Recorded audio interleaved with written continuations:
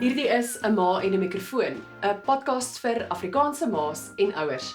Ek is Daniella van Heerden, die ma agter die mikrofoon wat al die vrae vra. Welkom by hierdie episode. Ek was 32 gewees en ek dink vir my was dit die regte besluit om laat te begin. Niks kan jou voorberei daarvoor nie. Dit maak nie saak wie is al daardeur nie. Dis jy en jou eie kinders wat daardeur gaan. Jy lag so 'n bietjie in daai bulle aande wat jy bitter min geslaap het en dan besef jy weer eens net dis so in stadiums. Vir meer as 14 jaar het Daniella van Heerden omtrent elke aand om 7:00 die nuus op een nuus gelees. Ander mense se sake was haar brood en botter, 'n getuienis van die geskiedenis, maar deesdae kom sy en haar gesin eerste.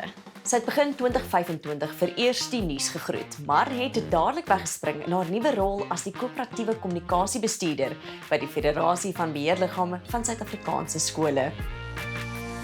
Daniella, in 2025 het jy na amper 15 jaar totsiens gesê aan nuus en enige iemand wat al so lank by werk was, weet, dis nie net maklik nie, né? Ja, dit was. En 15 jaar as jy daaraan dink is langer as 'n skoolloopbaan as jy nou dink graad 1 tot matriek is 12 jaar.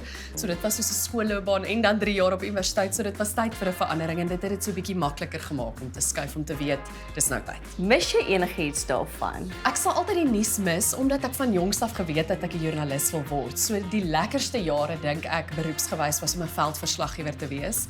Jy's elke dag uit, jy ontmoet die interessantste mense, sien wonderlike plekke.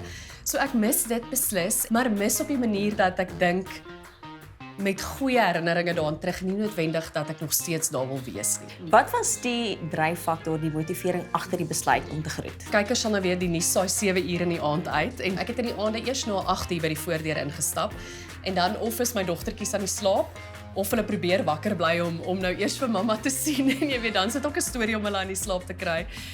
So dit was regtig 'n besluit vir my gesin gewees. Ek wil saans hierso wees om vir hulle storieboeke te kan lees en hulle in die bed te sit. Toe word die Babalela baie kwaad. Sy gesiggie word rooi, sy wange bol boos. Genoeg is genoeg. Sy oogies blits, sy lyfie krul. Van dit Daniella weg is by nuus, het sy haar ook gewend tot die wêreld van potgoeie.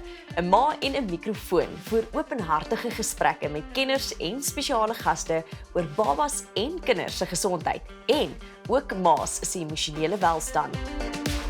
Daniella, jy hou jouself ook deesdae besig met 'n podcast of podsending. Waar het die idee vandaan gekom? Dit het gebeur kort na ek die eerste keer 'n ma geword het en ek het nogal gesoek vir iets waar ek bietjie kan leer oor ouerskap, maar al wat ek gekry het was regtig Engelse inhoud, Amerikaanse inhoud. Ek hou daarvan soos ek gesê het om in Afrikaans iets te luister en soos baie sulke stories begin as dit nog nie bestaan nie, begin dit self. Wat is jou gunsteling podcast waarna jy tans luister? Ek hou soos baie ander mense baie van Mel Robbins se podcast. Dit is elke keer 'n ander gas, 'n baie insiggewende onderwerp. Mens leer oor jouself, oor jou brein, oor jou geestesgesondheid. Okay, is dit oor die algeheel wat jy verkies? Verkies jy enigiets wat bietjie meer ernstig is, wat gaan oor geestesgesondheid, ouerskap, daai tipe goeders? Ek het nie eintlik 'n voorkeur nie, juis omdat ek dikwels so verras word deur die inhoud. So ek sê altyd die podcast het so half 3 temas. Een is half die inligtingsgesprekke en daar sal ek met 'n kenner praat, 'n dokter of 'n sielkundige wat vir ons sal raad gee oor sien potty training, hoe om jou kind aan vaste kos te begin blootstel of nageboorte depressie. En dan die ander 2 is waar ek met mense gesels en hulle stories vertel. Dis of bekendes, ek het al byvoorbeeld met Helen Zille gepraat, Hetty Brits, Simonay Pretorius, Karlien van Jaarsveld, maar dan natuurlik uit 'n ouerskapslens, nie net oor hulle beroep nie, ons praat regtig oor ma wees of pa wees. Jy het al oor alles gepraat, van immigrasie tot ouerskap en hulle sekslewe nadat hulle kinders gehad het. Hoe weet jy 'n onderwerp gaan regtig vlam vat?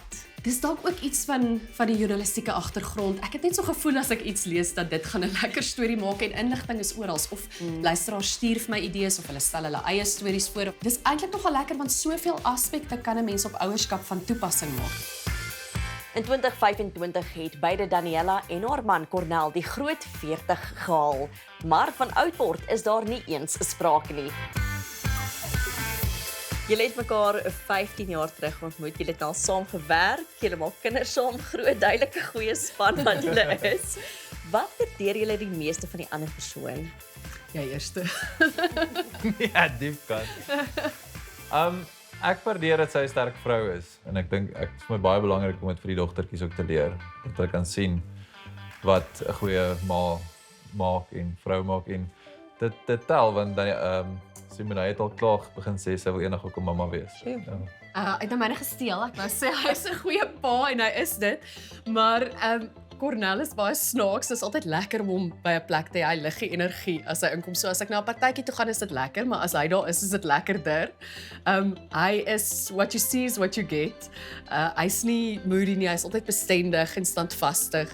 Simone het al vir hom gesê, "Pappa, laat my veilig voel." En dit is net lekker om hom te wees. En dit is nie net ek wat so sê nie, al sy vriende en so. Hy's 'n lekker ou.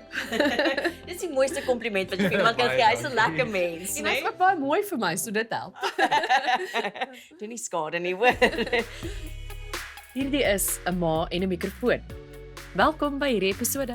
Die kamera het dalk nou eers ophou rol vir die gesoute joernalis, maar Daniella het sommer gou die mikrofoon nader gesteep en nou deel sy met haar luisteraars dinge nader aan die huis. Ons het vasgenaal om haar insaag te hoor. Gaan luister gerus 'n ma en 'n mikrofoon. Jy leer dalk net iets nuuts.